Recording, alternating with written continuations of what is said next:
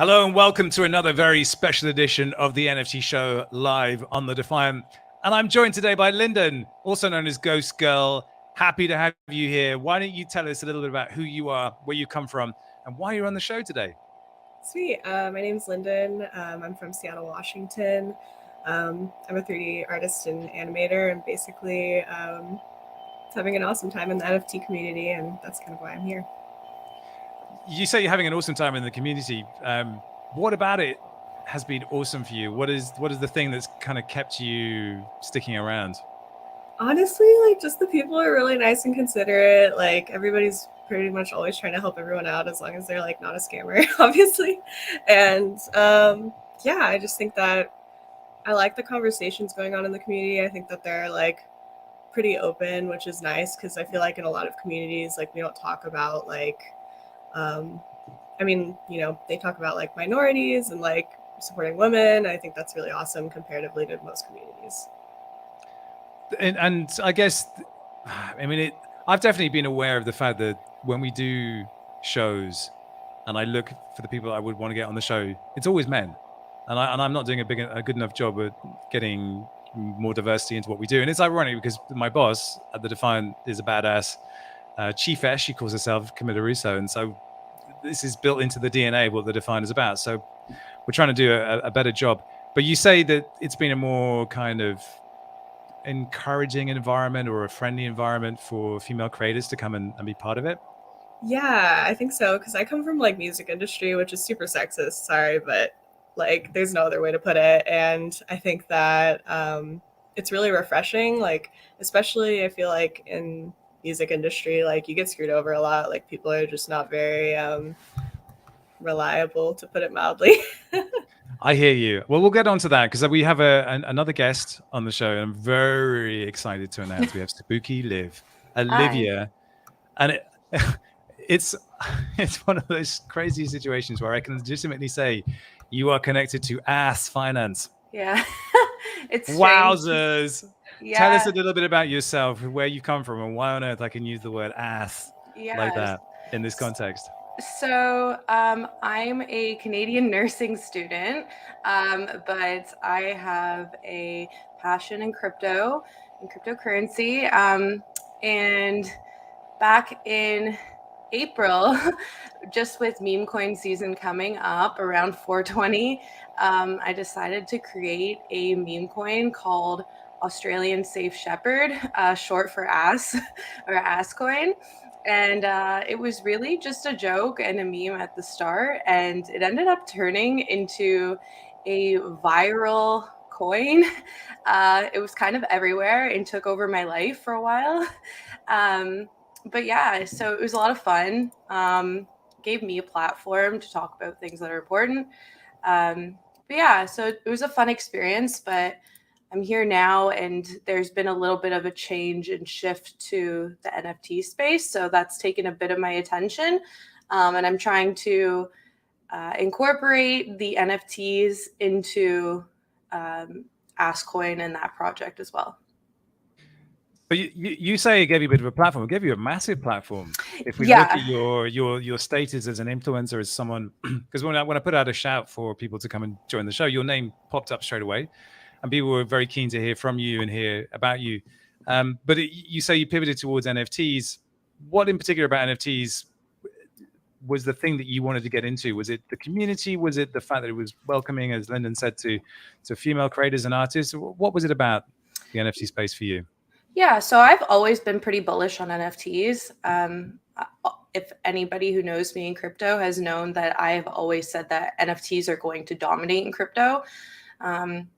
Partially because I think it brings, I guess, coins more to life because you can visually see something. So I think it just stimulates something in your brain that you can more resonate with. But myself, I started diverting into NFTs just because I really resonate with the whole community aspect. And that's how I tried to build AskCoin. I tried to not focus on. I'm sorry. Every time you say AskCoin, I know. I'm like, is this a joke? And it kind of is a joke, though, right?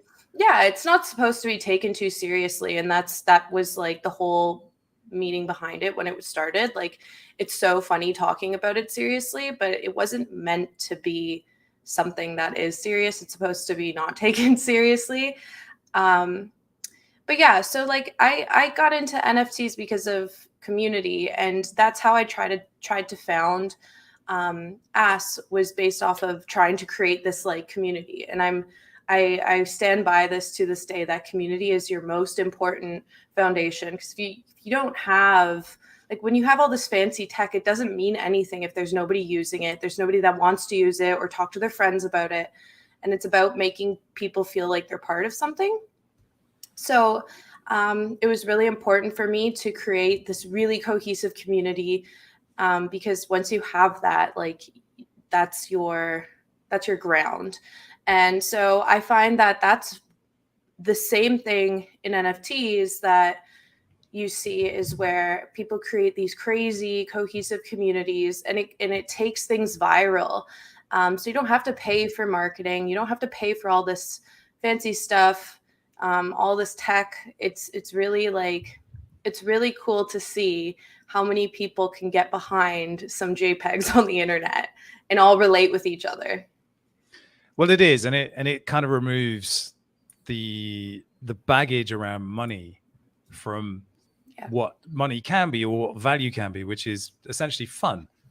And I don't think we've ever had permission to have fun with money before, but everything about this year for a lot of people has been a reawakening of the idea that saving can be fun, or that investing can be fun, or that these sort of financial systems can be done in a way where they feel more human and less about, top down. You do this, you get this, and that is what you stay over there. Lyndon, Ghost Girl, you're about to embark on a PFP project of your own. Dare I call it a PFP, or is it an art project? I mean, how are you calling it? But Glitch Girls is your thing. Basically, I want it to be like each piece feels like a one of one, but at the same time, I want people to be allowed to use it as a PFP as well. So it's kind of like dual purpose. I think that the team just slayed it with the algorithm, and so they're really unique and awesome. I'm going to call up the Twitter here so we can have a look at the collection here. What's the inspiration behind your art style and how you do things? Honestly, a ton of video games and anime. I really like semi-realism. I've been doing art for a while, so I've seen a lot of different styles like throughout the years and tried a lot of different mediums. And I think that, I don't know, I just enjoy it. Like, and I feel like it's kind of like post-internet-esque too. Sorry, post-internet? Yeah, there's like this like genre of art that's basically like post-internet art where I'm so old. Yeah, you're like your stuff is basically based off of like post-internet things like memes or like Okay, so I kind of get the feeling, it's sort of I don't even know how to characterize this. It's kind of emo gothy, but also video gamey and all sorts of things. It's quite sexy as well. Are we allowed to say that? Yeah. That's deliberate. I'm on treacherous ground here. But this is you. You're a 27-year-old Asian American visual artist, best known for your 3D animations and VJ performances. You were talking about being in the music industry before, and how difficult that was. Do you want to speak a bit further about that? About the challenges you had in that industry in particular? Yeah, basically, I mean, I think there's a couple like documentaries and stuff about how women are treated in music industry that should definitely be watched. Like I think Alice in Wonderland's in one. And basically just it's pretty brutal, like for women. Like you just get treated super unfairly. Like if you get any opportunities, somebody basically is like, so I gave you this opportunity, so are you gonna like do anything for me like sexually? And you're just like, whoa, what the hell? And it's really not a good time. It took me a long time to establish myself in music industry without like, obviously like I don't want to do any of that shit. Like I don't want to play that game. And like I think that it's pretty messed up. You also get a lot of like critiques as a woman. Like people are drunk, so they have like absolutely no filter. Were you an artist? What kind of, were you in a band? Were you a solo artist? What was your what were you actually doing in the music industry? Because I can understand, because it's a bastard of an industry anyway. But I'm curious what your place in that was. Basically, I do mainly what's called VJing. So if you ever go to a festival or a concert and they have like LED screens or projection mapping, like I'm basically controlling what's on that screen. I also like do like some DJing and stuff. I've pretty much tried it all just to like, most of it was kind of like in pursuit of being a better VJ or being a better visual artist. But I honestly just ended up enjoying it. And now I get like booked to DJ and stuff, which is cool. Well, that's at least a positive thing that came out of it. So I guess for you coming into the NFT space, were you put off at all by the crypto part, the associations with Ponzi's and scams and massively volatile tokens, or was there something else that pushed you into it? Honestly, one of my friends recommended it to me, and he was just really nice. I think he goes by like Parrotism or It's Parrot, and like basically like he showed me NFTs, and it was basically on Reusable first, and I got started on that, and he bought some of my pieces, and it was really like it was super wholesome, and I was like, oh, that's super nice. And then I don't know, people have just been really cool like ever since. Nothing's really made me like want to like leave. Like I feel like everybody, for the most part, like some people are pretty negative, but for the most part, people are having a good time.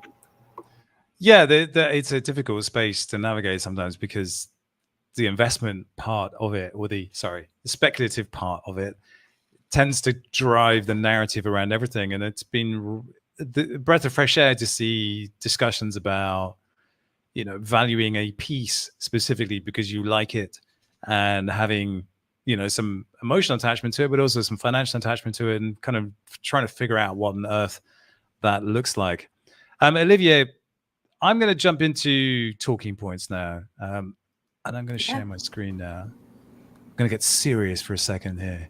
Right. So the NFT market is in a bit of a downturn. I think we all can feel it, but it's weird, isn't it, how it sort of goes through these ups and downs, but people keep creating. Like the whole creative industry has been in a weird kind of financial downturn for 20 years or so, as all the digital tools we have at our disposal will make things easier and easier and easier. We'll get onto that more. Some of the projects that have been, look, 15 CryptoPunks trades generate $6 million worth of volume. Insane. But this ASM drop today, do you guys know anything about this one? I don't. No. Olivia, do you know anything about this one? No, I don't. It's wild. It's wild. So this is basically an AI project that will create brains that can live inside NFTs, that can be autonomous and can learn and can do things. And the AIFA is actually a football game. So you can create an NFT football team, and they're super cute as well. Oh my gosh, they are just the cutest things. I'm looking at the wrong page here, but yes, the brains themselves can be trained to allow you to, pretty much do anything. It's kind of like having a child inside your NFT that can be taught to do stuff, and it will turn into all manner of different things. What's interesting is that Fluffs that came out a couple of months ago will have these brains embedded in them, so you'll be able to train your Fluff to be a thing over time. This is really the next generation of NFTs that are self-aware, that have AI built into them. It's terrifying, I know, but if you can imagine a PFP wandering around the metaverse, trained to display people your art when someone walks up to it, or to sing you a song, that's where we're starting to get with these things. Let me see if I can find the... it's funny because I was actually given a link to that last night, so I'm probably getting shamed right now because I didn't do my research on this. Well, there's so much going on. Okay, so here's the characters, and they're really cute. But this is basically a test product for the brains themselves. The brain is the fun bit. These NFT PFPs, this is kind of gives you an idea of what the football players will look like, and you'll train them up. It's almost like a kind of managerial football game. But the brain part is what gets me excited. And you might have seen on OpenC recently the Revenants from Alethea, which are again AI embedded NFTs that can learn, that can be taught, that can speak in your voice if you want them to, or can be, you can feed them. You could feed them for instance, all the scripts that we create at the Defiant for all the videos, and it would learn how to talk like the Defiant. It would learn how to talk like me. Isn't that wild? That's pretty interesting. It's pretty absolutely crazy. wild. So this is kind of where I'm keeping my eyes firmly glued on things like this. Not necessarily because the AFA All Stars themselves are going to be a thing that lasts, but because that brain element will be transferable, will be trainable, and will create real value for the owner so far and beyond anything else that we've seen. Maybe I'm overselling it, but it's really, really, really different and really weird, and it terrifies me. What have you guys seen any drops that kind of got you excited the last kind of few weeks or so? Anything that was like, oh, that's so awesome, or no, my own. Speak, tell us, shill it. What is it? Okay, yeah. So I have a line coming out in a few days. It's called Kyoto 3088. It is a side profile PFP, 8,888 females, all hand drawn.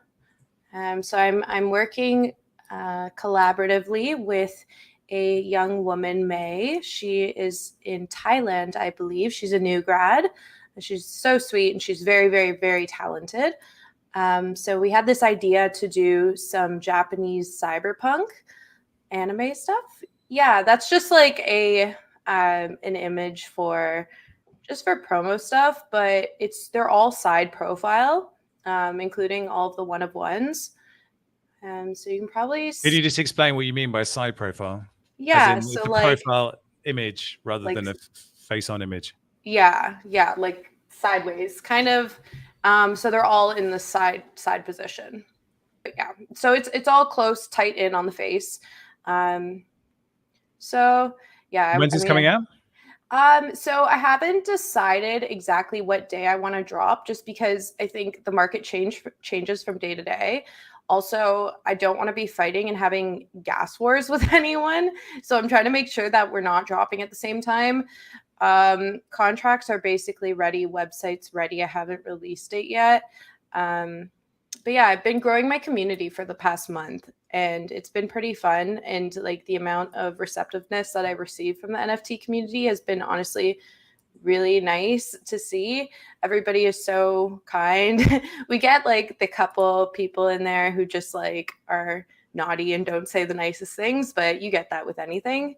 But it's honestly really fun. We hosted a League of Legends gaming tournament last weekend, and I participated in it, and it was a lot of fun. So I think we're gonna try and do a lot of gaming, because I think people who are into anime also game. That's just something that that was discovered, I guess, in our community. A lot of us enjoy gaming, so we're gonna try and get a lot of tournaments going, and to create a community by building like that.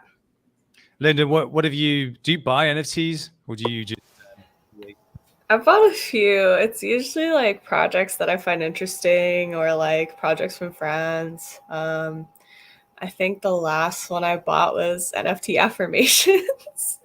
So I minted my NFT affirmation. What did you get? I know the difference between a bear and a bull market. It seems so many don't. Do you actually know the difference between a bear and a bull market? Have you been through a bear market? Do you know what a bear market feels like? Like an extended one? Yes. Yeah, I've been into NFTs for a little over a year now. So I've been through a few of like the waves. And honestly, I feel like the bear market, like for me, I tend to prepare myself for things like that. And I think that it didn't really bother me. Like it was dope because like gas was cheaper. So I just uploaded a bunch of stuff and let it sit until the market went back up. And yeah, it was nice. I paid only like $20 for gas. Well, you know that's a bear phase during a macro bull, so it's not that bad. Olivia, do you know the difference between a bull market and a bear market? Have you been with us through crypto bears? Yeah. You know the pain. Well, I know the pain. It's pretty rough. I don't have paper hands, so I usually don't paper hand stuff, but sometimes you got to know when you got to sell. Like some people will just hold on to stuff for so long, and then they just decide to sell the bottom. and it's pretty easy. Like I'm in some trading groups. It's pretty easy to like not even look at charts or anything, but just to decide how to trade based on the sentiment of our trading groups. Because you get some people who are just coping really, really hard. And that's just like when you're heading down. Once you bottom out, that's when you have like your group sentiment change to, all right, I'm just selling. I'm going to sell now. And then that's generally where we have a reversal. So like I could trade basically solely on sentiment. And I find that like that happens also in NFTs. Like once I start seeing like prices on OpenC, once you see a lot of consolidation, that's generally the time where there is a reversal.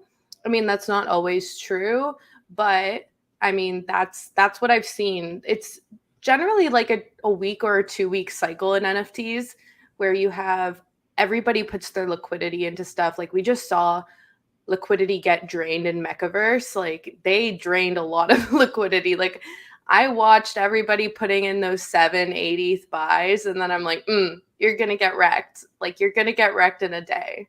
Like you're hype buying right now, and then like what do you know? Mechas are under 2 like days later, and people are just absolutely wrecked, just selling at major losses. So I think like that was a pretty brutal one. Only Force was another brutal one. Mm-hmm. There's been a few like that where the valuations go up. I mean, it's hard to even call it valuations. It's simply there is a moving line where liquidity sits and it goes up and it goes down, and that is what we also call the floor. But the floor is, I mean, it's a ridiculous name for it anyway. Yeah. There is obviously so much to unpack with Mechaverse. I'm actually going to jump into a project which is the fundamental opposite of Mechaverse, which is a project which minted very, very quietly called Lobster DAO. So Lobster DAO is interesting because it's a joke. It isn't actually a DAO at all. It's a DeFi Telegram group, and it's significant because it's the group in which pretty much all the OGs that were building and talking about DeFi 2 years ago, 3 years ago, that's where they gathered. And the owner and the manager of that group hates NFTs. He really hates NFTs, and somehow he became aware of the idea that actually doing an NFT was the right thing to do.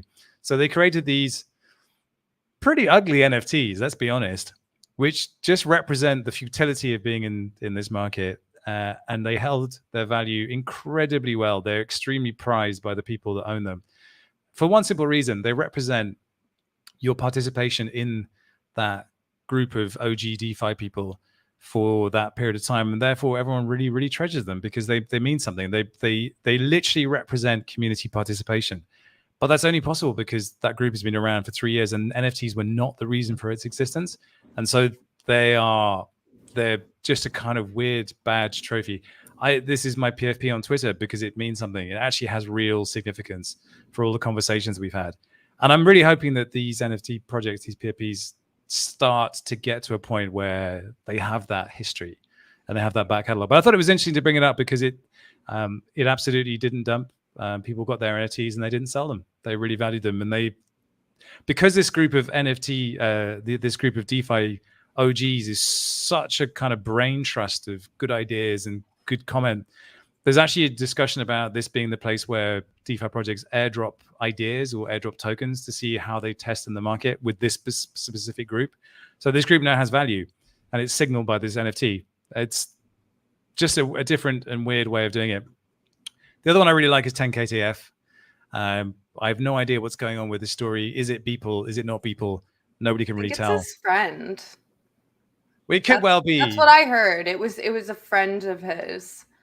I minted a ton of these. I love them. I think they're so much fun. What I love about these ones is it creates meta community. So it's a project that joins. I forget who's in there. It's Onis and World of Women. Some World of Women.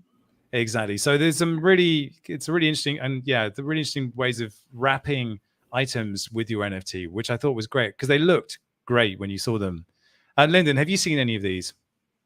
No, I haven't. The website looks Let me see really if I can cool. find them. Because basically you get backpacks, you get shoes, and what's happened now is they've got these reusable items. So the long ass tape measure tightly wound thread spool. That's a consumable. Then you got these cute little thimbles. So you got these reusable items that can be presumably used for crafting something, but nobody really knows what yet. And here are the items we're talking about. So you have these high tops that are wrapped in punks and apes, and they're just done really well. Like the whatever render engine they were using to spit these out did a really nice job. So I absolutely love these, and I'm really curious to see where it's going to go next, because there's this whole crafting experience. We don't quite know what's going on, and Beeple's involved. So yeah, really, really fun one. And it kind of just shows you how there's room to be playful as long as your story adds up. And I don't know if you guys saw, I did a massive film about Puck and about how Puck uses a timeline to create an experience around Lost Poets and this kind of thing to encourage people to participate and be part of that journey. And I think anything that encourages participation has got to be a good thing. Next story I want to cover is Coinbase. Thoughts? Anybody? Coinbase joining the party? What do we think? I mean, I think they're just trying to hop on the train. But I mean, I'm not surprised. We had Binance as well and FTX joining with getting on into NFTs. And I think a lot of people think it's just a phase. I don't think NFTs are going anywhere. Maybe they will be more bullish in certain cycles, but I don't think they're going anywhere. And I think that more big players will get on board once they start and see like the community and how much capital they bring in, how much flow. I mean, it generates a lot of money. I mean, if you think about that, OpenC generates 2.5% of all sales. It's a lot of money that's going through OpenC. So, I mean, it's just another opportunity for them to bring in trading fees. So why not? Well, I actually had the OpenC data right here. So this is the 24-hour, we look at the 30-day volume, 3.24 billion. Yeah. Quick maths, 2.5% of 3.24 billion, roughly. I already did it. It's $80 million. I did it earlier. I cheated. No, $80 million in 30 days is what OpenSea is at. It's not as much as it's I probably thought. a little bit less than that, but that's I mean, I guess you and I could probably live off that to a degree. We could probably build a website that works. That's for sure. But yes, this Coinbase news is interesting. I think people were generally skeptical about it. I think they think, as you said, that they are hopping on the bandwagon. Problem with Coinbase is they don't hop on bandwagons. They're actually the most conservative crypto project around for a couple of reasons. I mean, they're based in New York City. They can't blink without fear of the SEC jumping down their gullets and telling them to shut up. And so this is actually a big move for Coinbase. And I think it's not just them hopping on the bandwagon, because today they launched Auction, which is the token of Bounce, on Coinbase. So the auction token is now available to trade on Coinbase. And frankly, that just looks weird because it's a shitcoin and they don't tend to just launch shitcoins. But if you dig a little further, you can see that in fact, Bounce.finance, which is it's an auction and decentralized auction site protocol, they had some investment from Coinbase. And this was all the way back in March. There was a lot of fundraising going on back in March. And one of the things that Bounce was announcing back in January was an NFT marketplace. So it seems to me that what's happened here is that Coinbase has seen Bounce as their NFT play and has taken a lot of time to get it ready. But you can quite clearly see that this hasn't just been a knee-jerk thing that's just happened. What is interesting, though, is the list of projects that they've teamed up with for drops on Coinbase NFT. Any thoughts on these, Olivia? We've got Ponderware and Mooncats. We've got Mooncats were dope. I was minting those. I remember waking up to that and seeing it was Crypto Cobain tweeting about them. And then I was like, oh my God, I have to save the Mooncats. I have to save them all right now. And I just started minting, just like furiously minting. And I got like 20 of them.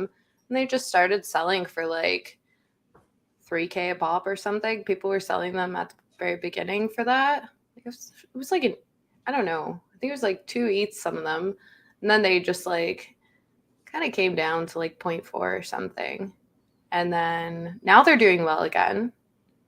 But yeah, I love Mooncats. So we have the impossible to pronounce Jing Jing NFT, and then Forgotten Runes, and then Michael Blau. These are all OGs, like proper OGs. Yeah. So not that surprising, but I think for a lot of people they'll be like, what? Because everybody likes shiny things. They all want the new stuff. Yeah. They all want the new things, and so there's this tendency to kind of forget about the old ones, and those still have communities. Mooncats has a massive community, as does CryptoKitties, by the way. So yeah, interesting one. And that OpenC data. Like OpenC, what's your experience of OpenC, both of you? Do you like it? Do you think that it's still the place to be, or what are your thoughts on OpenC? I like OpenC. I think that it's one of the platforms that I probably use the most besides like Foundation and Reusable, and there's certain things that I like about each platform and certain things that I don't like about each platform, and I think that as far as OpenC goes, it's probably one of the best ones for like collectibles as far as like Ethereum goes. But why? I think what is it that they like, do? I think that their like UI is really good, and like I just see that the way that people set it up, it seems like relatively simple for them. So I think a lot of it has to do with like simplicity. Fees are a huge thing. Like if you're doing a collectible on Foundation, you better buckle up for those fees because they're about to rug you super hard.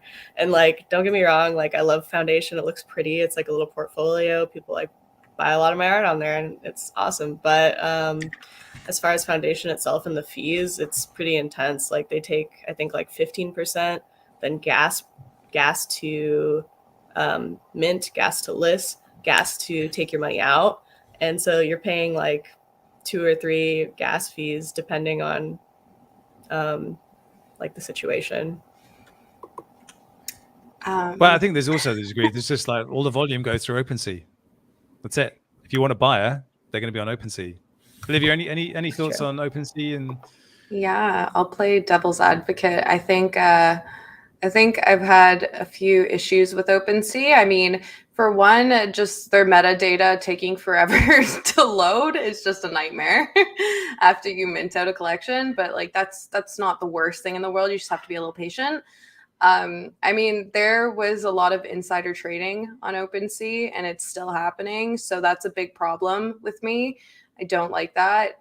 I mean, trading before delisting something is a big no-no in my eyes. I mean, we've seen it recently a lot with all of these collections trying to create tokenize. They're like trying to create a token on top of their NFT and offering royalties to all of their holders and creating basically a security in your NFTs. It's a little sketchy, but I mean, we've seen them trading and selling those NFTs right before delisting. Like Zombie Cats was the last one that I was in, and it wasn't cool because I saw like a couple people selling, and then all of a sudden, boom, gone, and I can't sell. They just stop selling or just fully delisting things because of whatever their copyright issues or whatever. There's DAO turtles that they did that too, and they were trading those beforehand. So I think that's sketchy in my eyes.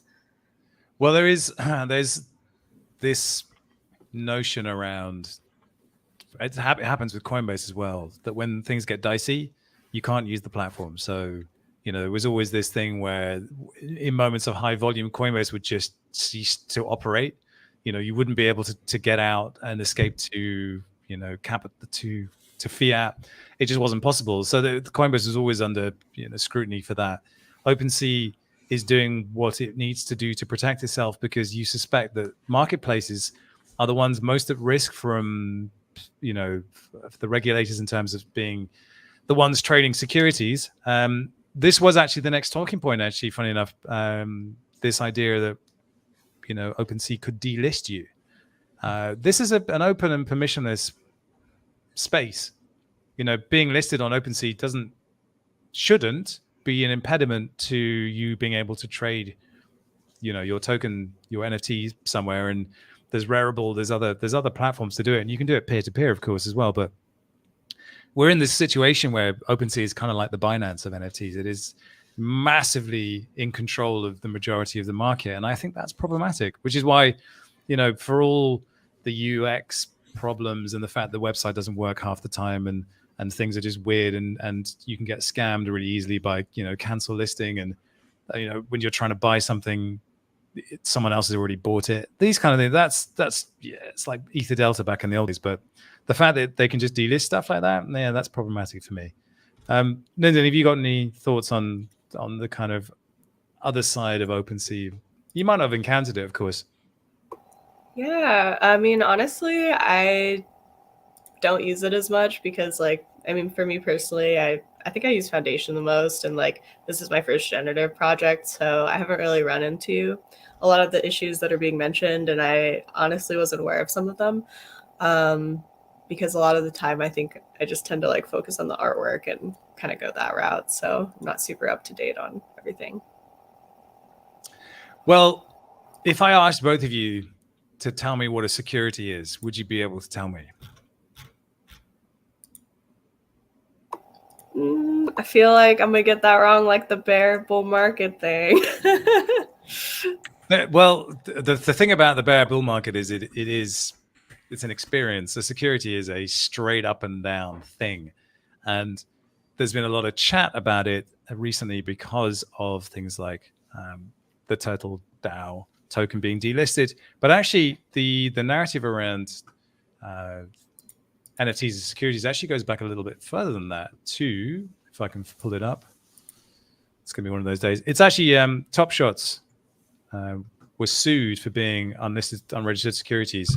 So this is back in May, and this was a big deal at the time, and people went, "Oh my God, what if they're all securities?" And then it kind of went away. But of course, now as we've seen, it hasn't gone away. So there's been a bunch of these projects that have been, hey, that's you, that have been delisted. So this was one of them. There's Meerkat Millionaires Club on Solana was also delisted. But effectively, these projects are saying legitimately, what have we done wrong? Let's look at Meet Your Bears. We go down. BBH is much more than a community. We are a DAO. Every Buzzbear can propose, vote, and execute any new initiatives. But then we get a problem. Every time an initiative generates profits, Buzzbears can decide if they want to reinvest into more initiatives or distribute the profits between all the buzzed bears. That's a problem. So there's a Howey test that you have to run when you're looking at whether something is a security or not. But generally, it's a claim on the future proceeds from the work of others, while an NFT is usually the product of work that's already been undertaken. But here we have a clear distribution of profits. Now, they may not have sold Buzzbears originally as profit-bearing instruments, but now this is, that's exactly the language that the SEC is just going to go, nah. The thing is, if you're Buzzbears, you're tiny. They're probably not going to bother with you. But the other thing is that the SEC is really slow. We saw the likes of Ripple, we saw the likes of EOS get taken, by the SEC and given massive fines, which they paid because they had tons of money, 3 years after their ICO. So, if you're a successful project like this, you might end up being taken down in 2-3 years by the SEC. They just go, you know what, we've been tracking you for ages, and nah, sorry. Buzzbears wasn't the only one. There was also Lazy Lions. Lazy Lions was making the same kind of chat about distributing profits or giving people access to royalties and these kind of things. It's really, really tricky. Have you both thought about different ways of incentivizing your community with rewards like this? Because that's effectively what they are. You can say, we earn all this money, let's give it back to you. Yeah, I mean, personally, because of all of the touchiness on securities, and it's about going about the wording and how you distribute that back to the community. So you don't have to just offer them money. It's basically like, if you're doing that, you're promising that you're going to make money on this investment. And you can't really guarantee that. What if nobody buys or sells your NFT afterwards? I guess also you're promising that it has value, and it's kind of a sticky situation, I guess. I think, like, in my perspective, I have a line coming out, and I plan on doing that in different ways. I mean, having like funding for a tournament or funding for new tech, like a decentralized application, building a game, or doing community giveaways. Stuff like that is a way that you can give back to the community without giving them an exact dollar. Like, I plan on giving away physical items, like we're going to raffle off a PS5 or something. That could go to maybe one community member, but we can do that several different times and do like art contests to get people involved. You don't have to give people just money to I guess, give back to them. That's what I'm trying to say. Yeah, I definitely agree with that. I think that, I mean, that's pretty much what we're doing. We're doing like airdrops. We're doing like things to have like utility for your NFT. So like we're doing fusions and potentially giving people more rewards from fusing your glitch girls, which is cool. And then we're also doing the same thing where you like give away stuff. So I really love making like acrylic canvases. So you can get acrylic canvases of your glitch girls if you want to give away. So I think the plain simple truth is, one of the first line items on the balance sheet when you have done a sale is hire a lawyer, because it's better to be on the right side of this than on the wrong side. And as much as it's okay to pay a fine later down the line, if you are EOS and the EOS fine was something in the region of $30 million, I don't think either of you two are probably going to raise $30 million in your sales. It would be lovely if you did, but I don't think you are. So yes, they will make an example of a project, and of course the project we're looking at is Bored Apes. If Bored Apes get it wrong and they get fined, it'll be big, be very, very big. So when Bored Apes say we're going to do a token and we're going to make sure we're absolutely legally on point, and they're hiring Phoenix, it tells you that they're confident it can be done, but at the same time, yeah, you have to be very, very clear with the legals on that. I think where it gets interesting here is that there's value being created. There are royalties being generated. This is something that can be cycled back into a DAO, into a community. And that's exactly what should be done. It's just, if someone is then buying your NFT with the expectation of what they get from the airdrops, what they get from the NFTs, what they get from you for being part of that community, has a financial value, which is why when we see projects that have a token attached to them, and they generate a token, that in itself isn't a problem. But if they say the words passive income, they need to be shot and put to sleep, because that is bad news. You don't say that. You don't say passive income, because that is a security. Straight up and down. Bruh. No question. Algazimov with the noises. So I think you have to be super, super careful about all of that. Which brings us to our next story. What do you guys make of Beanie? You must have come across the Beanie. Is this a no comment kind of moment? I mean, that shit he was saying about artists was so bad. It was such a bad take. I just unfollowed him after that. I was like, yeah, all right, man, I'm out of here.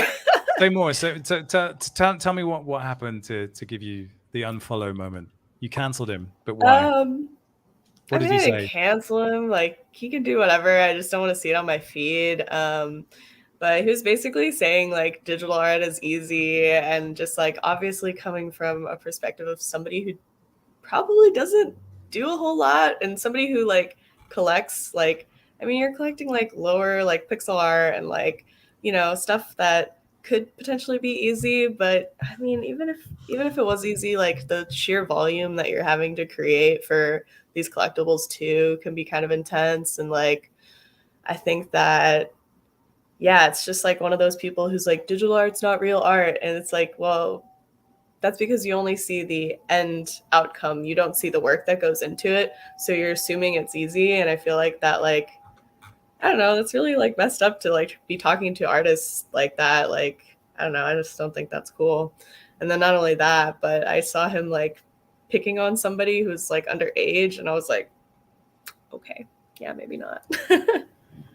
Okay. Olivia, any thoughts on the Beanie Master? I mean, I didn't know that happened, and I don't think that's cool that he would say that. I mean, he made B-Loot, if I'm right. So I mean, like, to say it's easy is not true, because you see hundreds of lines going out every day, and I see hundreds of lines not selling out. I get messages all the time asking for help to sell out lines, and I'm like, like, come on, like, if you can't sell it out, like, I don't know. It's not easy though. And that's just the community aspect. And to do all the art, like, to discredit artists and say like what you do is not easy, that's not. I mean, like, pick up an iPad and get on Procreate and tell me you can draw something better than all of these like artists. Like, that's BS. Like, what, you're just gonna say that it's not like, what? I mean, if you're doing like stick figures, sure, but like, some of these artists like put hours into creating layers that are very like complex. Like, I don't know. I don't like comments like that. And especially coming from an influencer who has a platform to utilize. So maybe it's easier for somebody of their magnitude to sell NFTs. But if you think of somebody in a small country working off of an iPad with maybe 100 followers and they create beautiful art, it's not as easy for them. They don't have that platform. So I disagree with that, but I didn't know he said that. So that's not cool. Well, here's something that he did say. In case anybody is interested, I'll make my life mission to integrate BGLD into everything I do in crypto as a payment option, as lending collateral for staking to earn other NFTs. I also don't know the anon dev that created it, and the keys are burned, but it feels right. September 5th, 2021. This feels like... We have so BGLD. If you don't know, BGLD was a token that was created as a direct copy of AGLD, which was the token that was created by someone in the loot community when all of that nonsense blew up. And BGLD was Beanie's version of it. And Beanie was trolling with Bloot. But of course, Beanie being Beanie was hoping this thing would be a massive success, because then it inflates the Beanie brand. The Beanie brand is very, very important, because the Beanie brand is how Beanie sells maximalism to the NFT faithful. Beanie has a Twitter Spaces where 500-600 people turn up and listen to Beanie talk to other people about stuff, and then Beanie, in his infinite wisdom, tells you why you are stupid. This is what Beanie said, and then beautifully, absolutely beautifully, there is a quote of him saying, "Actually, no, this was a joke. I didn't mean this at all," because someone, this is the beautiful thing about Twitter. Someone someone actually set up a bot saying BGLD life mission bot. Wow, it's been 45 days since my life mission began. We're down 97.13% since the start. And then Beanie says, "Lol, indeed, the life mission post was a funny joke." Yeah. Well, here's the thing. I didn't mean anything off of it, so I don't really give a fuck. Sometimes I make jokes, sometimes I troll. You can try to figure out which is which. You think you're a smart guy. It should be obvious. Kiss, kiss. Here's the problem. If we scroll down, Ash says, "I just bought 6 figures worth." Can we see where the problem is there? If it was indeed a joke and there's money involved, you tell people it's a joke. You say, "Lol." Joking, obviously, sarcasm. You say something. I don't think Beanie was joking at the time. I think Beanie genuinely thought this was going to blow up, and now he's backtracking it. I have a lot more respect for someone who can say, "You know what? I was wrong. I was caught up in a moment, and I apologize," than just kind of try and walk this back. There's been more and more instances of Beanie doing things where I just go, "You know what? I'm going to talk about this," and say, "Hello, Mr. Beanie. What you're doing is not the way to do this." It's a shame, because I think a lot of what Beanie has created with Punk's comic has some value. But again, I don't know. Any thoughts on this? He did that with the art comment too, and he deleted that Twitter status and was like, "I was just joking," because he was getting so much hate on it. And I'm like, dude, could you just be like real for like 2 seconds. And not only that, but it's like when you do all this stuff and you're like, oh, I'm just joking. And like, even if, yeah, that thing was a joke, like, you know, people are basically like trusting you as an influencer, and they're putting their money into things that you're suggesting regardless of whether or not it's a joke. And like, you know, that could literally ruin somebody's life. So I just think that that's super not cool. I think it does ruin people's lives. I think it ruins them in ways that we haven't even seen yet. I mean, I'm prepping a piece at the moment about teenagers in this space, because I'm finding it more and more fascinating how young people are starting to do things on their own terms and in their own way. And there was a story of someone who was mistakenly sent a message on their Robinhood app earlier in the year during the kind of whole GameStop thing, committed suicide because the app was fucked up. I mean, that's so wrong. And so people like Beanie and myself as well we should bear some responsibility for what we say and the manner in which we say it, which is why, you know, you do have to be careful about this stuff. And you as project leaders need to be immensely careful about this stuff. But it's not the only thing you have to be careful about. And I think it's difficult for people to understand just how many threats and attack vectors there are now for people that run projects. And we had one this week with creature toads and everything that went on there. We'll cover that in a second, but I'm curious, you know, what you put in place to mitigate for those attack vectors, how you plan for them, do you learn from other projects, and what can you do about them to avoid them happening to you? I mean, it's hard to anticipate any of this coming or happening to you. You hear about it happening to other projects. Best you can do is learn from others' mistakes and try and prepare for them as best as you can.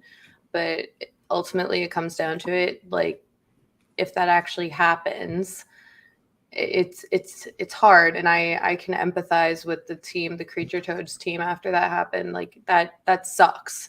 But it happened to a few Discords that got hacked. And do you know how it happened? Do you know the specifics of what actually took place? Yeah. I mean, I wasn't in there, but I heard about it just after. It was through a Discord bot, if I'm not wrong. The hacker took that over and said they were stealth launching, and basically put up a fake site and had people sending money to a MetaMask instead of minting the NFT. And it turned out that the hacker, I believe, got called out or something like that. He was a 17-year-old kid and had school in the morning or something. He ended up giving all of the ETH back that he took, which is a good outcome, I guess, that the ETH was returned. But I think lessons like this also teach us how to be more secure, because these are things that we weren't seeing before happening as a security issue. There can be like bugs in contracts and stuff, but this was a new one, I think.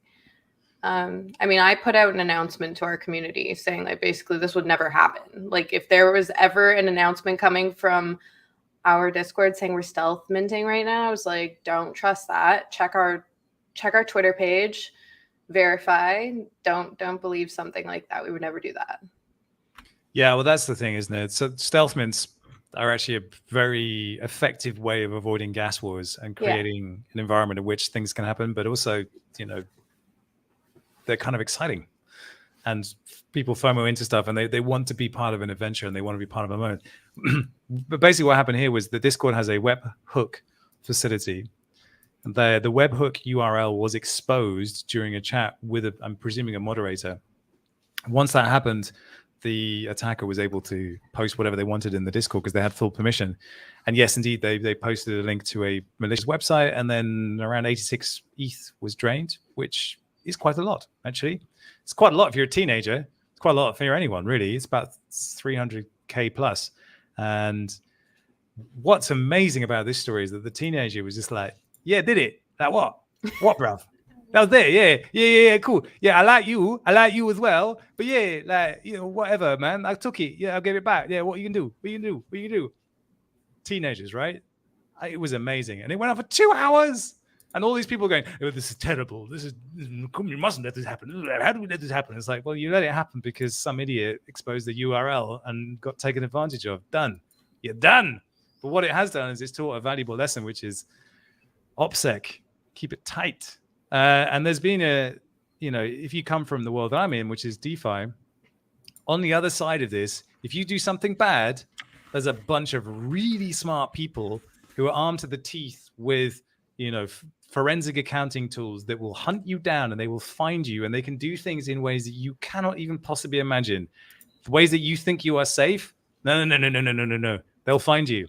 Indexed Finance was another teenage hacker who thought he covered his tracks. Nope, hunted him down. They said, okay, listen up, we'll give you a chance to come clean on this. And this teenage hacker said no. And now this teenage hacker is probably going to be arrested. And it could have all been avoided if he'd taken a 50 grand check and said, you know what, I did this, thank you very much. So expect the unexpected and be prepared if you are successful to be attacked. It is the Wild West out there. Crazy stuff. Does that make you any less excited about this space, that it's so adversarial, or does that kind of give it a bit of spice? Definitely spicy. Spicy! I got one vote for spice. Olivia's shaking her head like no. I mean, Yeah. I don't want to deal with that. Food. Like, I don't want to deal with that. I don't want to deal with FUD. I don't want to deal with. I mean, like, it's gonna happen, but like, have to. That's I the know. thing. I You know. have to. I know. It's just like such a waste of my time. I'm like, I don't want to deal with this. Like, people just doing that purposely to try and like ruin your day and like hacking people. I'm just like, oh, I don't want to, but it's part of the space. Like, that's just the nature of it. It's not that it's part of the space. It's part of being the frontiersmen and frontierswomen as we are. We're the ones that have to make all the mistakes and trip over our own feet and break our arms and legs so that other people don't have to. And they won't realize how much work was done to enable that to happen, and it is really fun for me seeing this NFT space grow up, having gone through the DeFi space, because the DeFi space grew much faster with much more money at stake and with way sketchier innovation going on through smart contracts and stuff. And you come out the other side and you just got this really gnarled, very experienced, hardcore group of people who are incredibly smart and incredibly well used to being under attack. And it does breed a certain kind of human being. I think the issue I have is that NFTs often paper over this and fluff it with this idea of everything is safe and it's wonderful and you're being treated like a human being and everything is great. And I wrote a tweet thread about this week because I call it the gush, because you start to hear people gushing at the moment, saying how thankful they are and how grateful they are for the community and how they're going to give back and all this stuff. And it worries me. Do you remember Carlos from BitConnect? You will have seen the meme. BitConnect! BitConnect! My wife told me you're stupid for buying BitConnect, but I love it. What's going on here? Do you know Carlos from BitConnect? Yeah, I know. I mean, I know the meme. You know the meme. Yeah, You know the meme. that's about it.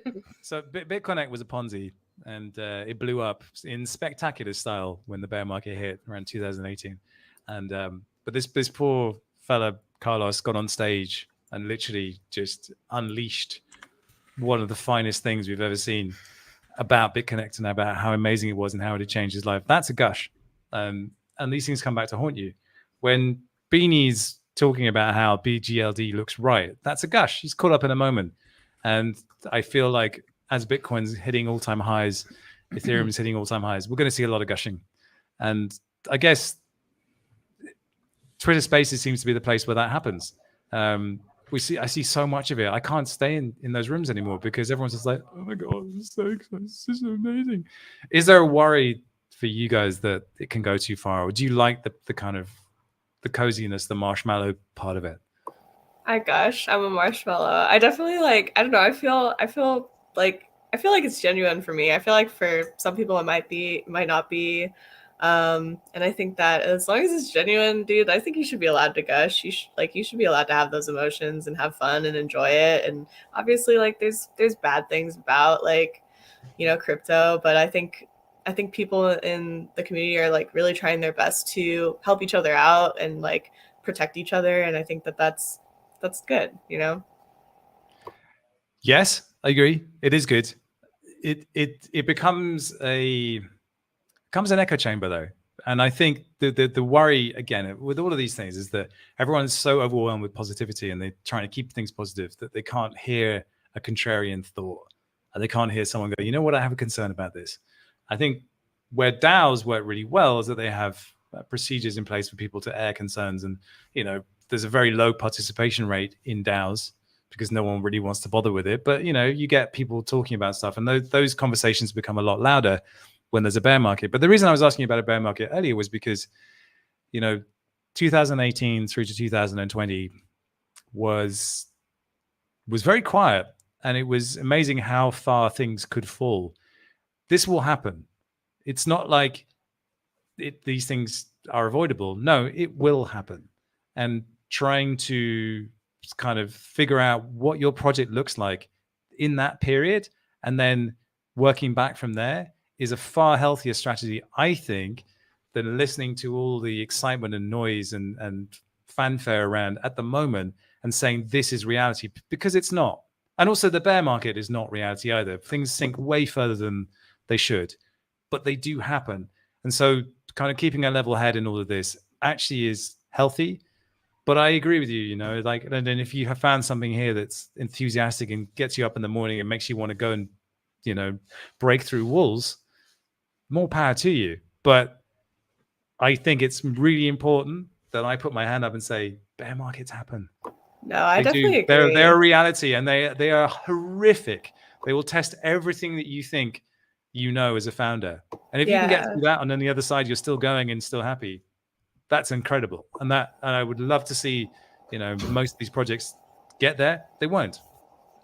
Yeah, for one simple reason, they run out of money. Between like being positive and being toxically positive, because there's definitely like what you're expressing is like toxic positivity, where everything's positive all the time, regardless of like how you're actually feeling and what's actually going on, and you're so positive that you're denying the reality of the situation. And I agree that that's like not cool.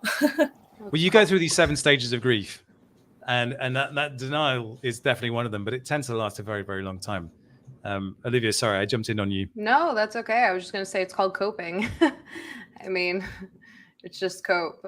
People will just be enthusiastic even as their coin is dumping, even as their NFT floor is just dumping. People will say, I'm not worried. I'm not worried. Just wait till you see what's coming. And it's cope, and it's not. And I don't really respect that so much. I more respect empathizing with what's happening and acknowledging it, and acknowledging that like maybe the community members and investors aren't so happy. Acknowledge that. Don't try and like flex on them and be like, I'm not worried and have like a brave face on. It's one thing to stay strong, but another to be realistic also. Like you said, bear markets are real. They happen. I mean, but they're also not a threat. I mean, they're not No. a threat in terms of, you know, the legitimacy of the space. Of They're a course. threat in terms of the legitimacy of a project, because Yes. if you deny that they happen and you put your head in the sand and you just think, oh, this won't happen to us, you were sadly mistaken. Yeah. But it doesn't necessarily mean that it can't be a period for a lot of things to happen. There is a certain amount of enthusiasm, I think, in terms of probably the most successful PFP projects that will enable themselves to jump into popular culture. There are ways for these projects to be part of things that don't pay any attention at all to crypto markets. And I think that's very, very healthy. But, you know, when I see a PFP project issuing shitcoins and people going, oh, this is passive income, I'm like, I'll see you in a year when this thing is worth, you know, micro cents. It doesn't happen. That's not the truth of it. But you guys, girls, I need to use the right pronoun here, are leaders and founders, and it will be on you to exhibit leadership. We have a question for Olivia. All right. Which was, I'm going to do the right voice here. Aren't NFTs and BitConnect the same thing? Ask Max S. Go. No. I mean, like, contextually is that being asked, like, are they a scam or like a Ponzi? I mean, sure, some could be, yeah. I mean, there's a lot of NFTs that just get a lot of hype and they just, I guess, their floor runs up really fast. Like we were talking about, we saw that with Onis and Mechas. After reveal, right after launch, they run up, and that's not sustainable though. Like people don't have that sort of liquidity to sustain that and keep pumping enough liquidity into the market for that to sustain itself for the project. So sure, certain lines are, but I wouldn't say that all NFTs are. You can see many lines that are still thriving. We still have like Bored Apes. They're doing a great job. I mean, they've maintained a very solid floor. Yeah, it's fluctuated, but it's still holding up pretty freaking strong. And they have a solid community that backs them, and they're known as a blue chip now. And same with punks. Punks have been around since 2017, and they're still thriving. But that's, I guess, seen as the golden standard for NFTs. So that's a little bit of, I guess, like there's a bit of bias there, but it will take more time since I think we are very new to this NFT space, and it's bringing a lot of people into crypto. I don't think all of them are Ponzi's. I think with anything though, like coins, you're going to see your scams, your Ponzi's that are just here for a quick cash grab. I think in a few months to a year, when you look back and you'll see which communities are the strongest, you'll see that those ones are probably still around and thriving. Maybe not once where they were, but like you said, there's cycles and bear and bull markets, and we'll see which communities are still around then. BitConnect was a pyramid scheme. Yeah. I mean, it was, the people who entered later paid the ones who entered earlier. That's the very definition of a Ponzi scheme. NFTs are not that, unless, of course, they're set up that way. And something being a pyramid scheme isn't by its nature a bad thing. There have been plenty of experiments that have played out on Ethereum and EOS and other chains where they were advertised as pyramid schemes. People just kind of went in and said, yeah, I'll play, because they were curious to see how that experiment played out. And but in the case of BitConnect, it was a pyramid scheme. And it's very difficult to say NFTs are, because an NFT is really just, it's a piece of technology. I think what people tend to do is they conflate crypto art and collectibles with this idea of NFTs. And that is, I think, a problem that we are going to have more and more. Once hype dies down, is to educate and to give people the knowledge to understand that this isn't a technology layer that needs to be lumped in with speculative assets. This is a thing that can be genuinely adaptable to all sorts of different things. Lyndon, I'm curious what you thought of the whole Mechaverse situation, because do you have any thoughts on that one? You mean where like a lot of the mechas look the same, or is that the issue you're talking about? Which one? Well, yeah, this is super hyped. So this is, we're talking, I don't know how many it was now. It's like 100,000 people in the Discord. And then, we talked about it on the show. We thought they looked cool. They looked compelling and interesting, but I'm just scrolling through here and I'm like, they really do. Like, let's have a look at 24 versus 27 versus 25. I mean, these are like, what do I care? Give me a reason to care about this. I'm not sure. How are you choosing the traits for your one? How are you ensuring there's kind of diversity in the? Yeah, so we've ran like multiple like generations basically throughout of a few hundred, and like seen how they look, and the team is going through, I think, all of them. We're going through all of them and like making sure that they're all like, they look good, they're unique. I've made enough assets that technically I think we could make like we could make the 6969 multiple times and not run into any that look exactly the same. I've made like over 300, and I think it's 386 different assets, and like obviously some of them are like colors and stuff, but overall that's like a few hundred different items. Do you have a kind of idea? And I hate to use the word roadmap because a roadmap is literally a piece of paper that you scribble some stuff on and throw in the bin. But do you have an idea of kind of where you want to go with it? Whether there's a story attached to it, kind of what sort of things you want to see happen with the project longer term? Yeah, so right now, I'm actually really enjoying well, first of all, I love doing airdrops. They're fun. People love them. And so I also want to do things that get the community involved and they get something out of it. So we're thinking about the fusion aspect. We haven't exactly gone over, it's not finalized exactly how it'll work, but we're thinking you'll take 2 glitch girls. They won't be burned because we don't want to burn what's in the collection, even though people feel that gives it value. We don't want anybody to have to burn their glitch girl. And basically what it's going to do is it's going to create new items, new combinations, and then potentially pets and animation too. So yeah, I think that we're kind of still discussing it, but I think it'll be cool and it'll keep people engaged. Olivia, what plans have you got to evolve, give people a timeline, give people an experience over time? Yeah.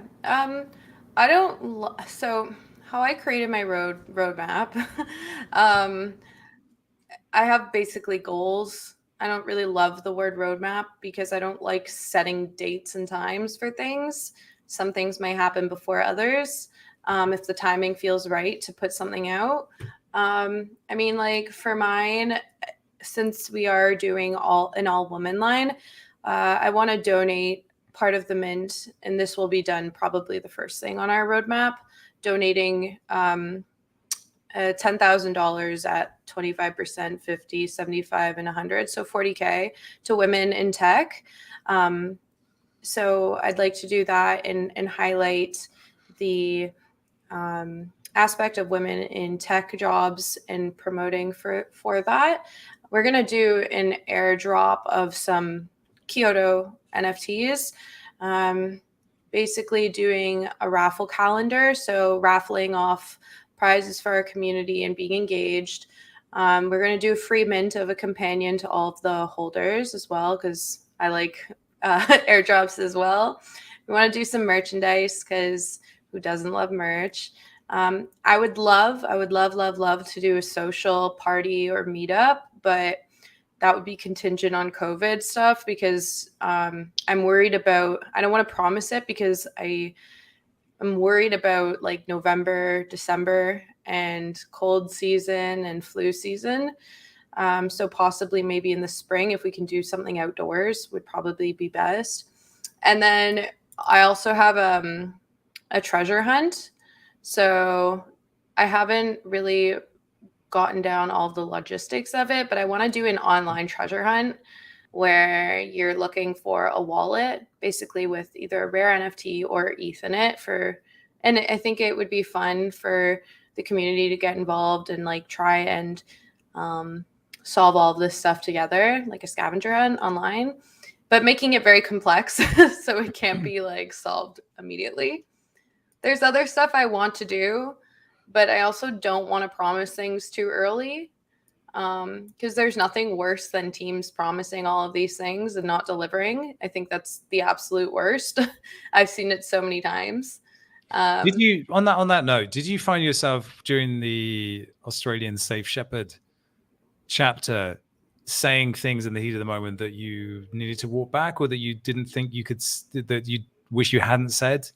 Because I know it would be easy to get yourself into that situation on what was, I guess, your first crypto project, probably? It was my second. So I made a yield farm as well back in, I believe it was February. But yeah, I mean, it's hard because Australian Safe Shepherd was made as literally a joke. I made it in 24 hours. I woke up and in my Telegram home trading community, people literally were just Liv, we're all trading dog coins. Can you just make one that won't rug? Because we were getting rugged. I'm not going to lie. I was throwing money in and just getting rugged and we were just tired of it. So I was yeah, I guess why not? Just make it another shit coin, whatever. And I really, really genuinely didn't expect it to blow up as it did. If I expected that, I wouldn't have done it at the time that I did, because I was in exams in nursing school, and it was literally the worst time for me. Like, I had exams coming up in a week or two and I couldn't study. So everything was done like so fast, and I didn't prepare for it. Like, I didn't have a roadmap. I didn't have all of this stuff planned. I didn't have a proper team. I literally was like, sure, I'll make a website. I'll get the contracts ready. I'll have some friends just test them over, make sure there's no bugs, and we'll launch a coin. But yeah, it was hard, and we didn't have the marketing budget. We didn't have all of this stuff to build. And so I poured a lot of money into the project myself, trying to do whatever we could. But it's hard when you have such a big community. They're constantly expecting things. They're constantly expecting you to constantly push stuff out and deliver. And it was really, at the time, just me alone. And I had some mods come in and help me with moderating the chat. But like, delivering on everything that I was trying to do, it was extremely difficult to do with no budget, but my own money out of pocket. And we raised some money within the community, but it goes fast in crypto. Like, getting an exchange listing and paying for market making and stuff, that's not cheap. It's like $70K. And then you ask for influencers, and then you want videos, and you want to do giveaways, and you want to do this and that, and it adds up really fast. So, well, I think one of the things that people they don't necessarily understand is that it's like, human beings are what make these things possible, and human beings cost money. I mean, it's the plain simple truth of it. They do, and to keep something going for a long period of time, you need talent attached. That's just the way it is. And I've seen many posts from Andre Cronje lamenting the fact that people just expect him to do all the work, and it's on him. And there's this kind of little baby birds. Please feed me. Please feed me. Please feed me. The problem you have is if you airdrop stuff, it becomes a habit. Please feed me. Please feed me another airdrop. And so, I know it's part of the game, it's part of the fun, but the more you encourage that behavior, i.e., please feed me, please Olivia, please Lyndon, give me the good stuff, I am here, then you're not doing the thing that really helps the most, which is allowing a community to thrive on its own feet. And I think, again, when people look at Bored Apes, they don't necessarily understand just how profound it was that people could just go, you know what, my ape credit card, coffee brand, I'm going to issue a limited edition condom line, or I'm going to make thongs, or I'm going to, make whatever. It could have been anything, but that was the thing that Bored Apes took on. And I think you have a challenge in front of you to empower your community to not be, but actually, hey, I got something for you, and it's cool. It's awesome. Now we're partners in this. That is really, really tough. And it's a big, big, big, big journey to get there. But I have confidence because the art is dope. Someone was asking what other projects. So let's have a look. Olivia, talk us through Kyoto 888 for anyone who wasn't here before. Sorry, 3088. This is your project. Okay, no. So no, I saw that. No, that's my image though. That is your image. Somebody did a drop on Solana and took my images. No. Yeah. Shit. Yeah. Okay, so this is definitely you. This is your yes. Right. Gotcha. Yeah, okay, so this is you, and it's Kyoto 38. Mm-hmm. You're not on Solana. No, it's on Ethereum.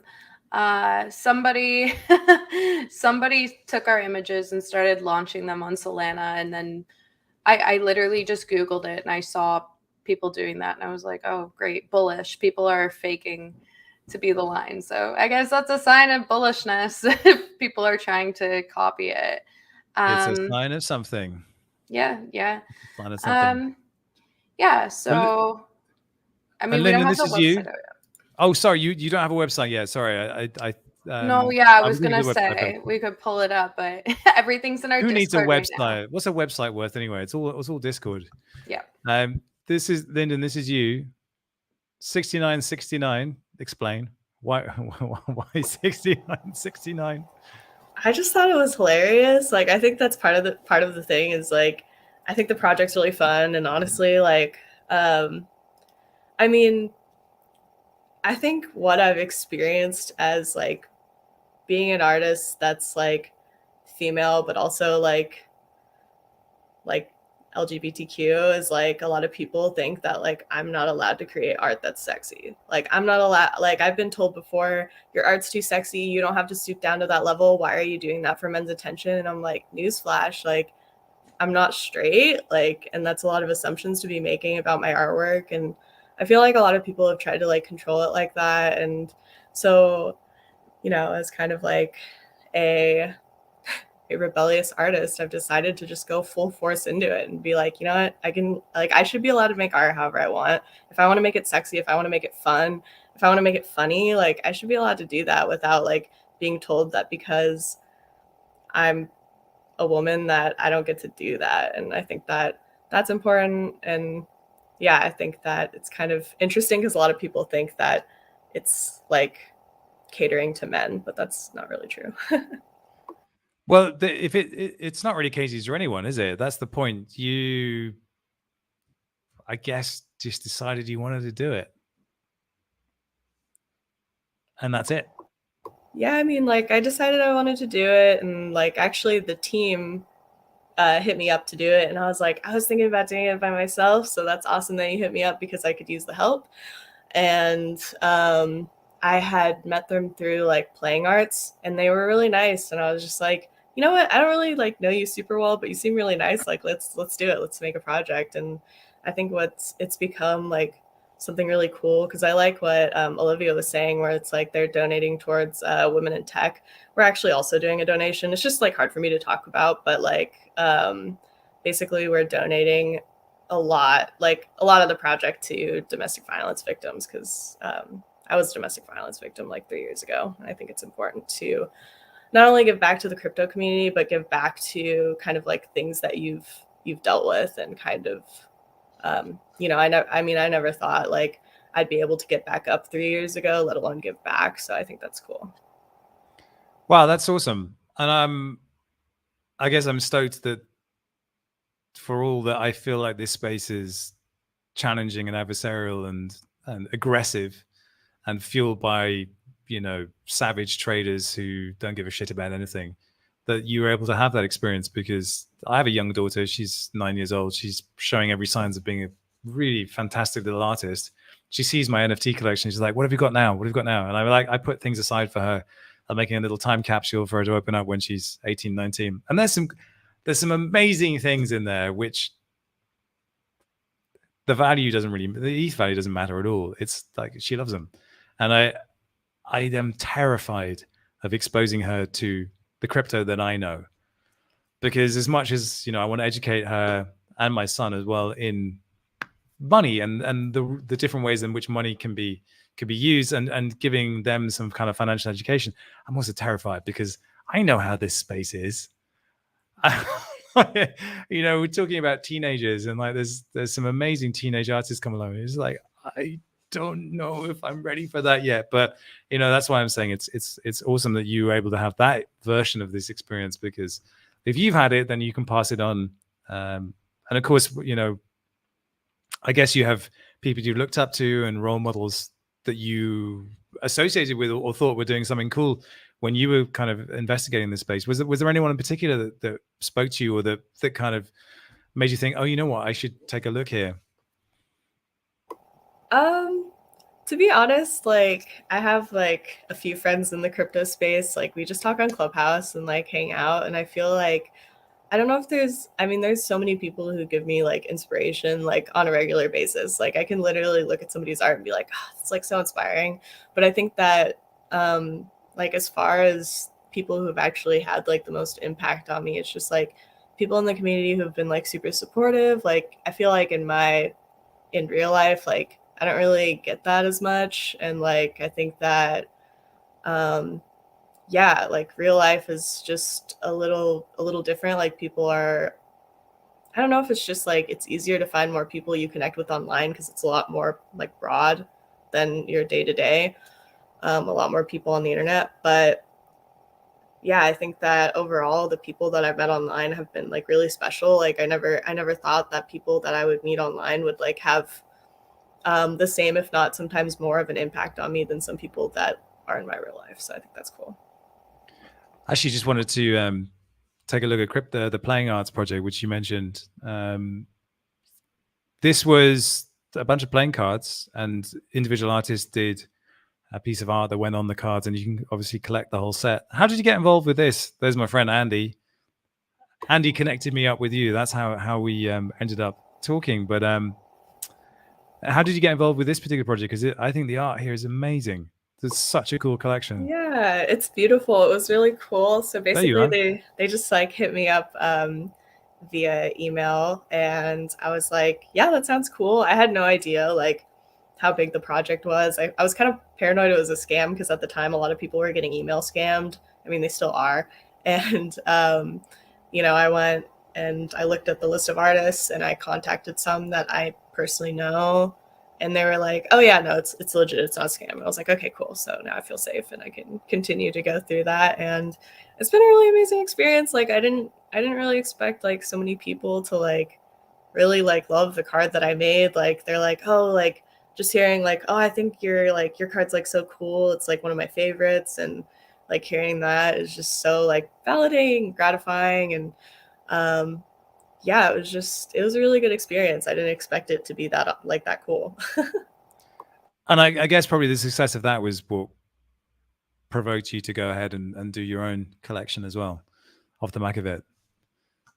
Yeah, basically the community, some of the people in the community off of Playing Arts, they just asked me if I want to do a collectible. Like me and some of my friends in our little group chat, we were just like talking about it, how it would be cool, and how a lot of collectibles, like they don't look good. So as artists, it's really hard to see like people having all these success with these collectibles, and they just like, they're pretty bad looking. Like, I'm sorry, but like from an artist's perspective, like they're not great. And so we were like, oh, it'd be cool to like have like not only a good experience, but also have them like look cool, like have something people enjoy and value.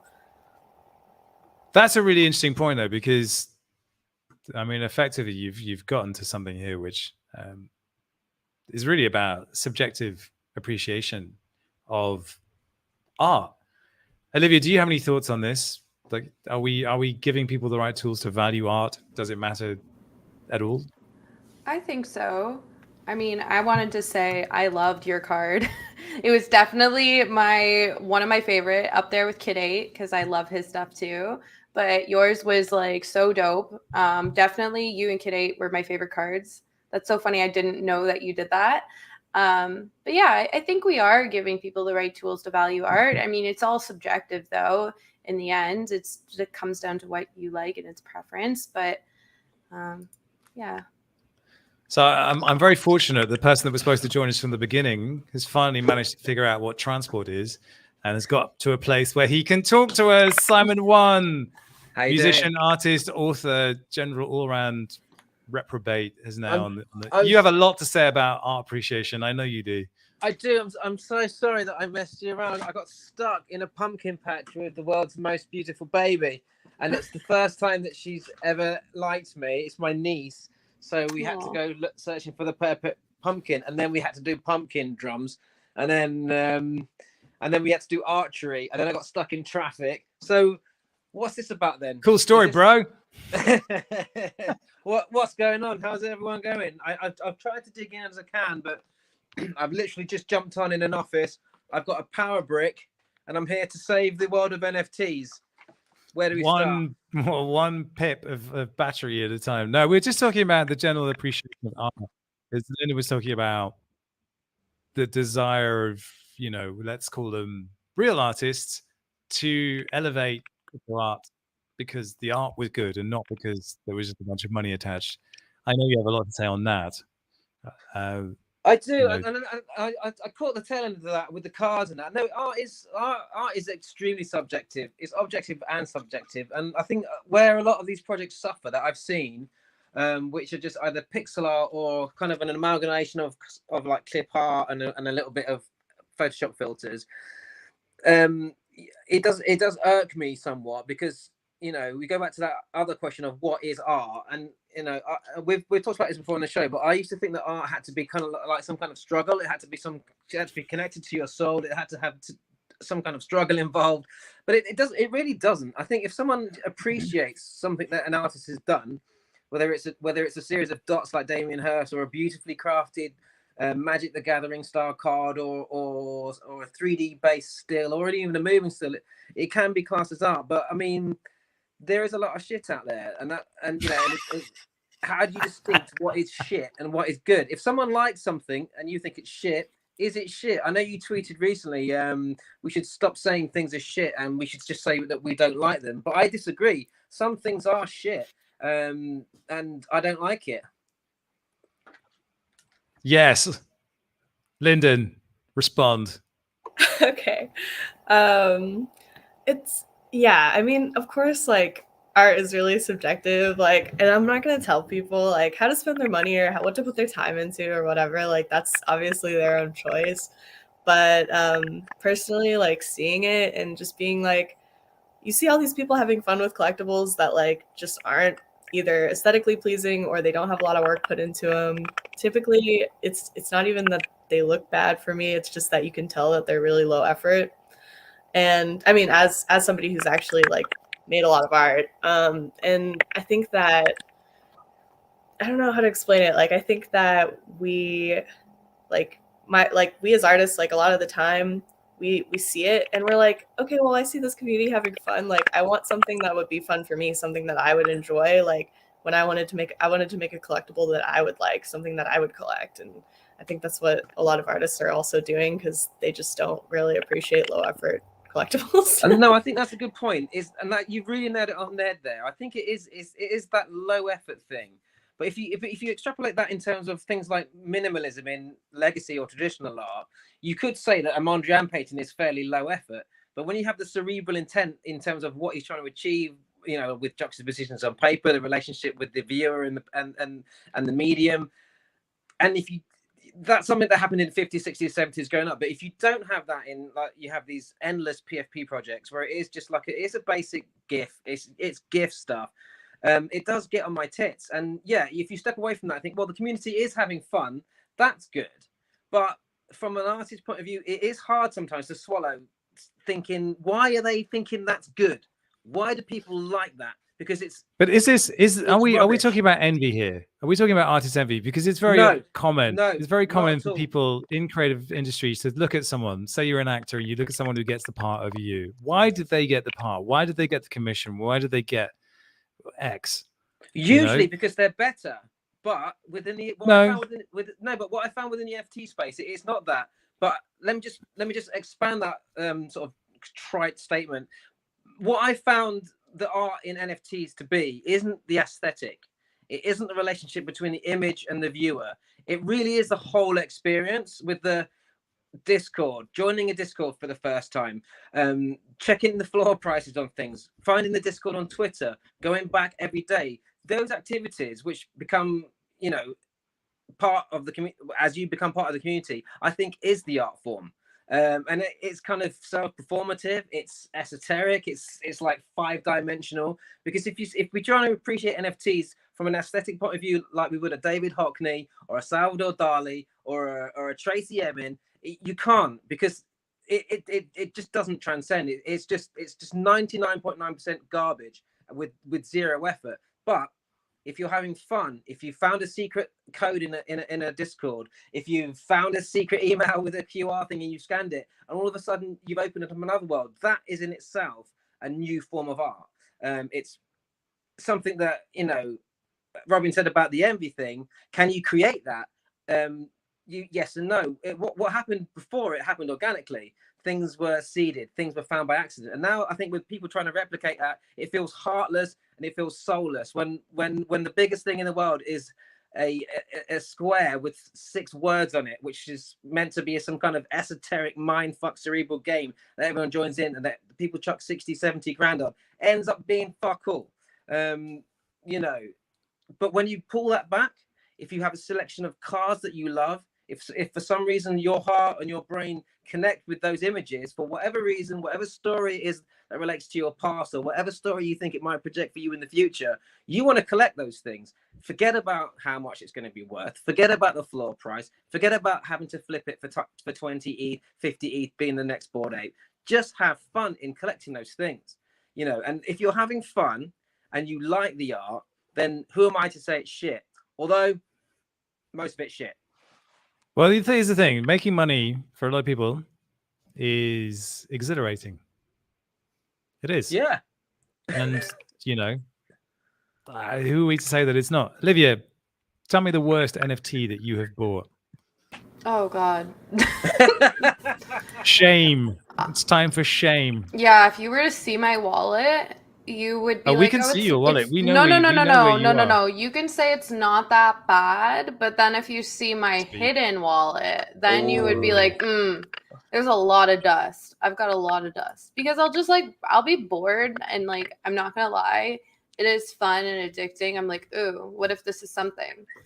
And so I'm like, yeah, I'll mint it. But like if you're looking at my wallet, I'm gonna like just start mass hiding everything. Don't expose anyone's wallet. No, I would never do that. I would never deliberately God. shame someone on a live stream just to make myself feel good about myself and my own artistic segments. Yeah. Yeah. I mean, like, after a lot of people shill stuff, I'm like, yeah, why not? I'll grab like a couple of this. And then I look back at it and I'm like, why did I mint that? Why did I do that? I'm like, this is actually the worst thing that I've ever bought. Why would I do that? I just wasted my money. And then you see ETH going up and you're like, oh my God, like, why did I buy all of this crap? But it's fine. Oh my God. There was some, see if I can find it. There was a project that I bought, which was, it was like a GAN processor where it would remix. Oh, I found it. I actually found it. You're gonna cry when you see this. So these are obviously wicked craniums. They're apes. They're cool cats and punks that have been mashed together to create some of the most hideous art I've ever seen. The thing is, I thought this might be quite interesting. And like the worst thing is, I look at these, and these are 500 times better than the ones that I minted. The ones that I minted are so ugly and so unappealing. I don't know, instant hides. But like, I was like, okay. So the price of these is 0.0001 ETH, and I think we can look at that successfully as a failure. Well, I mean, this is it. I mean, like, once you step aside from the flipping, and like, I mean, what I found with my little wallet is I tried to keep it to do with cats and pink stuff. And you know, I've supported like artists because you're basically a teenage girl, really, aren't you? Well, yeah. I mean, I love cats and I like pink stuff. So I thought, well, you know, I'm going to curate a wallet as such and just keep it in something I want to look at. I can't look at like 200 images, but I thought if I could keep 12, and what I found is, you know, if I saw something that I liked image-wise on, say, Twitter or something, I maybe buy one little thing. But like, what sort of kind of, it's a funny thing because there's all this support for artists, and people say it's not about greed, it's not about a flip, but you know, artists have sold artwork on Etsy for a long time. I've sold art all my life. You know, where are all these people giving every artist 50, 60 pounds, you know, £100, £200, £500? It's kind of like, what annoys me is because that all that's proves is the popularity of a lot of these things is just purely for the flip. It's not for the aesthetic. Let me ask you two, as artists, how much time do you actually spend looking at any NFTs in your wallet, if you do at all? Myself, I spend quite a bit of time, but so just expanding on what you were saying, like, there are NFTs that I'll buy strictly for flipping them, and that's what I'm buying them for. I'm not gonna lie, I'm also an investor, but I do also go on Foundation and I buy one-of-one pieces. I love supporting artists. And I often bid on stuff, and I didn't start doing that until recently, but like, Foundation is a great place that I found so many talented artists that are basically undiscovered. Like, people don't know about them, and they're creating some crazy stuff, or like on Super Rare. So I think like it goes both ways. You could be buying some crap just to flip it for fun, but I think it like there's also a large community that goes around creating like actual art. And I do enjoy the best of both worlds, because I do enjoy looking at these pieces, because I go back and I look at them all the time. I mean, I'm not staring at them all day, but I go back and I enjoy them and I hold on to them. So there's a degree to which what we're missing here is a thriving arts criticism strand. There is, I think, I'm pretty much the only one that actually does video essays specifically about these NFT projects. I've done one for Bored Apes, did one for Art Blocks, did one for Puck. Massive, painful, kind of just deeply personal expression. No, I'm talking crap, obviously. But I do the work, and I try and make them, a valid companion piece to all of this. But I'm pretty much the only one. Everyone else that does the videos on the YouTube or on the TikTok or the Instagram is that. Stay tuned, guys, for my 5 top tips for the gems that are gonna go up, only up. Like, honestly, that shit. Because I'm also an artist. I'm a filmmaker. I put craft and time and effort and energy into what I do. But like, I've done like minimal NFT drops because I just don't think it doesn't sit right. Anyway, any final thoughts? I am looking at the questions. There are no questions. What does Simon think of art blocks? In one sentence, go. I think art blocks is like staring at the TV in the 1970s with your dad's first VHS camera and realizing you have a televisual delay loop and then liking it. Beautiful. I couldn't have put it better myself. Lyndon! What do you think of art blocks?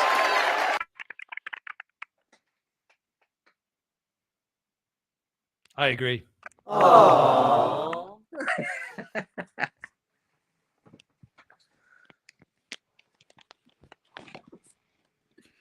Oh shit. Here we go again. So that's yeah. If I stumped you. Wait,